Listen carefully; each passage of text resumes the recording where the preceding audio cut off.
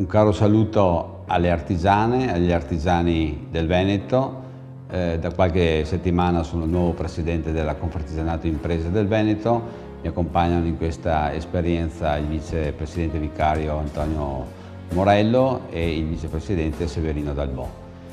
Le sfide che ci troviamo di fronte ad affrontare sono importanti. Siamo in un periodo sicuramente difficile per il nostro sistema paese, per le nostre imprese, e su questo ci sarà il massimo impegno da parte mia, già condiviso con i colleghi delle 7 province, in un progetto importante, impegnativo, per affrontare questa sfida che purtroppo non possiamo più definire la crisi, dalla quale probabilmente ne siamo già usciti perché siamo di fatto entrati in un nuovo modello economico. Quindi anche la Confartigianato dovrà sapere adeguare i propri strumenti a disposizione delle imprese, delle aziende, delle famiglie per poter governare nuovi modelli.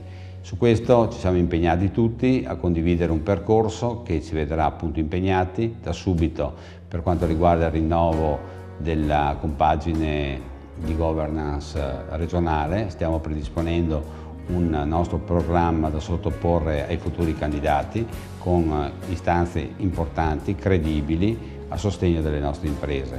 L'attenzione sarà rivolta poi agli start-up dell'imprenditoria giovanile, all'imprenditoria femminile e a tutto quell'ambito, credo straordinario, che il nostro mondo della Confartigianato rappresenta in termini numerici, e quindi, visto che il Veneto è stato per molti anni nel nord-est la locomotiva d'Italia, deve ritornare ad essere altrettanto locomotiva e di una ripresa importante per le nostre imprese e per le nostre famiglie.